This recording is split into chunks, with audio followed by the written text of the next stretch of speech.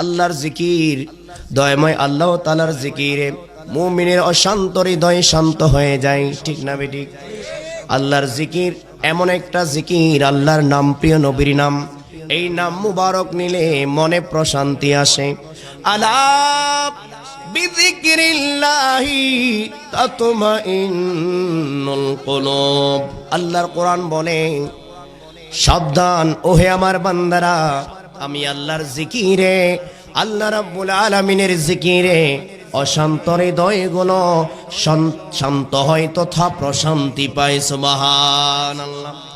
আল্লাহ রাব্বুল আলামিন, আল্লাহ রাব্বুল আলামিনের নাম মুবারক, কত মুবারক, মহান।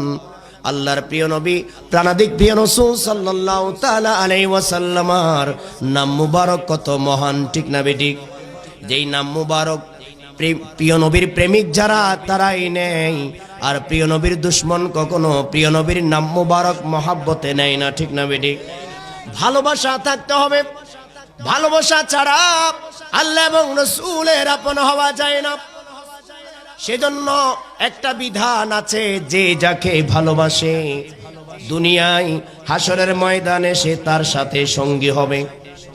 দুনিয়াতে যদি আপনি আল্লাহ এবং রাসূলকে ভালোবাসেন, হাসরের ময়দানে আল্লাহ এবং রাসূল আপনার সঙ্গী হবে, সাথী হবে, আল্লাহ এবং রাসূল আপনার আপন হবে। আর দুনিয়াতে যদি আল্লাহ এবং রাসূলের বিপরীতে চলি বা চলেন, তাহলে হাসরের ময়দানে আল্লাহ এবং রাসূলের বিরুদ্ধে হবে। অর্থাৎ হাসরের ময়দানে আমাদের জন্য আর জান্নাত ঠিকানা হবে না, জাহান্নাম হবে। ঠিক না বেঠিক? সেজন্য দুনিয়ার ভালোবাসা খুবই গুরুত্বপূর্ণ। তাই আল্লাহ রাব্বুল আলামিন আমাদেরকে সতর্ক করে দিয়েছেন, যাতে আমরা আল্লাহর প্রিয় নবীর আহলে বাইতকে ভালোবাসি। আমার পূর্বের বক্তা বলেছেন, তারই ধারাবাহিকতায় কয়েকটি কথা বলবো।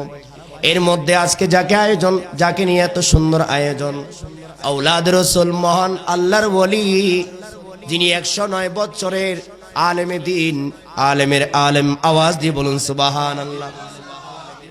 আমাদের প্রাণের মহান মুর্শিদ কেবলা সর্বপ্রথম বাংলা ভাষায় যিনি পবিত্র কোরআনের তাফসীর করেছেন এবং বুখারী শরীফ এর ব্যাখ্যা করেছেন, সাথে সাথে এই যে আপনারা দেখতে পাচ্ছেন তিরমিজি শরীফ, হাদিসের অন্যতম কিতাব, এই কিতাবের ব্যাখ্যা বাংলা ভাষায় তিনি করছেন, যার প্রথম খণ্ড এটি, আরো 3টা খণ্ড বের হয়ে যাবে।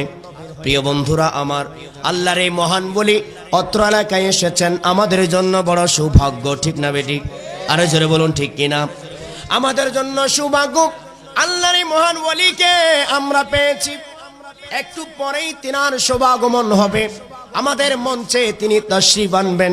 ওনার নুরানি চেহারা দেখবো, সালাতু সালাম পড়বো, ওনার নুরানি আলোচনা শুনে আমাদের অশান্ত হৃদয়গুলোকে শান্ত করব, প্রিয় নবীর প্রেম হৃদয়ে জাগিয়ে তুলব এবং আল্লাহ এবং রাসূলের আপন হয়ে চলার জন্য পথ আমরা খুঁজে নেব। ঠিক না বেঠিক? সেজন্য আমি আগে আপনাদেরকে একটু সতর্ক করে দিচ্ছি, যেহেতু আমার আগের বক্তা খুবই সুন্দর আলোচনা করেছেন, আহলে বাইতের প্রেম ছাড়া কোনো উপায় নাই, পাক পঞ্জতনের প্রেম ছাড়া কোনো উপায় নাই। দুনিয়া আখিরাতে যারাই আমাদের আপন হবে, তারাই হলো আমাদের আহলে বাইত। আল্লাহর প্রিয় নবীর আহলে বাইত, আমাদের প্রাণ প্রিয় আহলে রাসূল সাল্লাল্লাহু তাআলা আলাইহি ওয়া আলিহি ওয়াসাল্লাম, যাদেরকে বাংলা ভাষায় আমরা সহজে বলি পাক পঞ্জতন। ঠিক না বেঠিক? আরো জোরে বলুন ঠিক কিনা?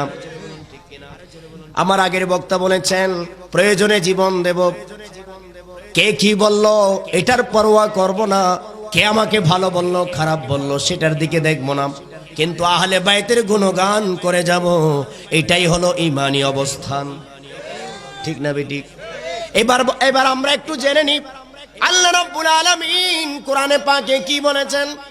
আল্লাহ রাব্বুল আলামিন সূরা আশ-শূরা 23 নম্বর আয়াতের মধ্যে বলেন, কুল্লা আসআলুকুম আলাইহি আজরান ইল্লাল মাওয়াদ্দাতা ফিল কুরবা। আল্লাহর কোরআন বলেন, ওহে আমার বন্ধু হাবিব, আপনি আপনার উম্মতদেরকে বলে দিন, আমাদের নবীকে আল্লাহ বলছেন, ওহে আমার বন্ধু হাবিব, আপনি আপনার উম্মতদেরকে বলে দিন, তোমাদেরকে আমি আল্লাহর সন্ধান দিলাম, তোমাদেরকে আমি ইসলাম দিলাম। গভীর মনোযোগ। আল্লাহর প্রিয় নবীকে আল্লাহ বলছেন আপনি এভাবে বলে দিন, তোমাদেরকে আমি দিন দিলাম, তোমাদেরকে আমি ইবাদত দিলাম, তোমাদেরকে আমি দু জাহানের নাজাত দিলাম, রহমত, নিয়ামত, বরকত, সালামত দান করলাম। এত কষ্ট করে আমি দিন প্রতিষ্ঠা করে তোমাদেরকে দান করলাম, এগুলোর কোনো প্রতিদান আমি নবী চাই না। শুধুমাত্র আমার নিকটাত্মীয়, আমার আহাল, আমার পরিবারের ভালোবাসা তোমাদের কাছ থেকে আমি চেয়ে নিচ্ছি। আওয়াজ দিয়ে বলুন সুবহানাল্লাহ। আল্লাহর কোরআন বলছে সাধারণ অর্থ নয়, কোন মোল্লা মৌলবীর কথা নয়, বাণী নয়, স্বয়ং রব্বুল আলামিনের বাণী আল কোরআন। আল্লাহর কোরআন বলে আহলে বাইত, আল্লাহর প্রিয় নবীর পরিবার, তাদেরকে ভালোবাসার জন্য সুবহানাল্লাহ। আল্লাহ যেটা বলে সেটা বান্দা করতে হবে, এটাই স্বাভাবিক। আল্লাহ বলে তোমরা নামাজ পড়ো, তাই আমরা মুমিন হয়ে নামাজ পড়ি, ঠিক না বেঠিক? আল্লাহ বলেন তোমরা হজ রোজা যাকাত আদায় করো, আমরা মুমিন হয়ে হজ রোজা যাকাত আদায় করি, ঠিক না বেঠিক? আল্লাহ যেটা বলে আমরা সেটাই করি। আল্লাহ রাব্বুল আলামিন বলেন ইয়া আইয়ুহাল্লাযীনা আমানু সাল্লু আলাইহি ওয়া সাল্লিমু তাসলিমা।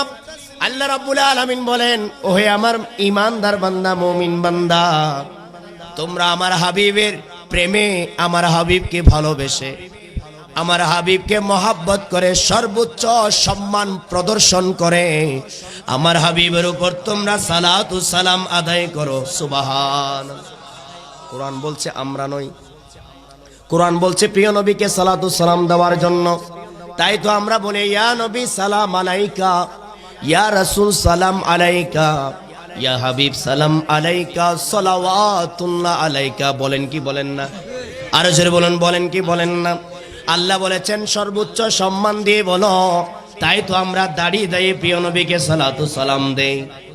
তাহলে প্রিয় নবীকে সালাম দেওয়া এটা আমাদের কথা নয়, স্বয়ং রব্বুল আলামিনের নির্দেশ, ঠিক না বেঠিক?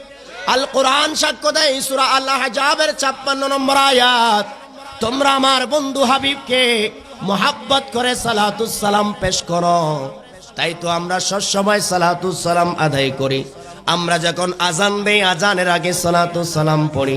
আমরা যখন ইকামত দেই, ইকামতের আগে এবং পরে সালাতু সালাম আদায় করি। আমরা যখন মসজিদে ঢুকি, মসজিদে ঢুকার সময় বিসমিল্লাহি ওয়াস সালাতু ওয়াস সালামু আলা রাসূলিল্লাহ আল্লাহুম্মা আফতাহ লি আবওয়াব রাহমাতিকা বলে প্রিয় নবীর উপর দরুদ শরীফ পড়ে আল্লাহর রহমত কামনা করে দোয়া করি। সুবহান। এটা সাধারণ কথা নয়। আপনাদের এলাকায় আছে কিনা জানি না, আমরা যেখানে আছি সেখানে সেটা আমরা কোরআন হাদিস দিয়ে প্রতিষ্ঠিত করেছি। কেননা সালাতু সালাম ছাড়া আল্লাহর রহমত পাওয়া যায় না, সালাতু সালাম ছাড়া আল্লাহকে পাওয়া যায় না। কেননা সালাতু সালাম সাধারণ আমল নয়। নামাজ রোজা হজ যাকাত আমল, ফরজ আমল, কিন্তু ওই নামাজ রোজা হজ যাকাত আল্লাহ আদায় করে না। আল্লাহ আদায় করে সেটা হলো সালাতু সালাম, ঠিক না বেটি? আল্লাহ পড়েন, আল্লাহ আমল করেন, সেটা হলো আমাদের নবীর উপর দরুদ শরীফ, যেটা কোরআন সাক্ষ্য দিচ্ছেন ইন্নাল্লাহ ওয়া মালাইকাতাহু ইউসাল্লুনা আলান নবী। নিশ্চয় আল্লাহ এবং তার রহমতের ফেরেশতারা সবাই মিলেমিশে আল্লাহর নবীর উপর দরুদ শরীফ আদায় করেন। সুবহান, ঠিক না বেটি? এটা সাধারণ আমল নয়। আল্লাহর আমল সাধারণ নয়, আল্লাহর আমল অসাধারণ। তাই সালাতু সালামের আমল সব সময় থাকবে। যখন যে অবস্থায় থাকেন, পবিত্র অবস্থায় সব সময় সালাতু সালাম পড়ার চেষ্টা করবেন। আজানের আগে পড়ে, ইকামতের আগে পড়ে, মসজিদে ঢুকা বের হওয়া, ঘরের মধ্যে ঢুকা বের হওয়া, মাহফিল মজলিস যে কোনো ভালো কাজের মধ্যে প্রিয় নবীর উপর দরুদ শরীফ পড়বেন, তো আল্লাহ খুশি হয়ে যাবেন, ঠিক না বেটি? তাহলে বলছিলাম আল্লাহর নির্দেশ আমরা পালন করব। যেহেতু আমরা আল্লাহর বান্দা বলছি, আমরা যেহেতু মুসলমান বলছি, আল্লাহর নির্দেশ পালন করব। আল্লাহ রাব্বুল আলামিন বলেন আমার প্রিয় নবীর আহালকে তোমরা ভালোবাসো। আওয়াজ দিয়ে বলুন সুবহানাল্লাহ। আমার আহালকে তোমরা, আমার প্রিয় নবীর আহালকে তোমরা ভালোবাসো। গভীর মনোযোগ। আল্লাহর প্রিয় নবীর কাছে এই আয়াত শরীফ নাজিল হওয়ার পর, যেহেতু এখানে বলেছেন নিকট আত্মীয়, কাছের আত্মীয়, আপনজন, তাদেরকে ভালোবাসার জন্য কিন্তু নাম নাই। আল্লাহর কোরআনে নাম বলে নাই, নিকটাত্মীয় বলেছেন। এখন সাহাবায়ে কেরামের মধ্যে প্রশ্ন জাগলো, আল্লাহ যাদের ভালোবাসা আমাদের থেকে চেয়ে নিচ্ছেন, যাদেরকে ভালোবাসার জন্য বলছেন, তারা কারা? প্রিয় নবী ছাড়া আর কেউ বলতে পারবে না, ঠিক কিনা? এরপরে সাহাবায়ে কেরাম সবাই প্রিয় নবীর দরবারে উপস্থিত।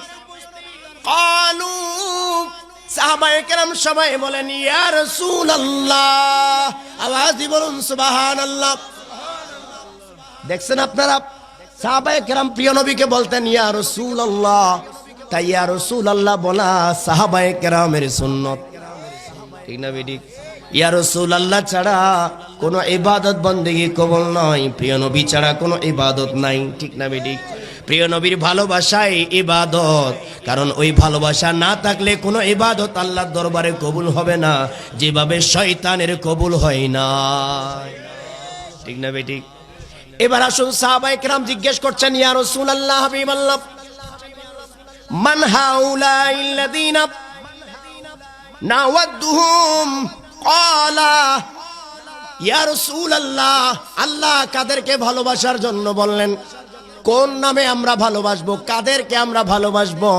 একটু স্পষ্ট করে দিন ইয়া রাসূলুল্লাহ, তাদের নামগুলো একটু আমাদেরকে বলে দিন। প্রিয় নবীর কাছে সাহাবায়ে কেরাম এই আবদার রাখলেন, প্রশ্ন রাখলেন।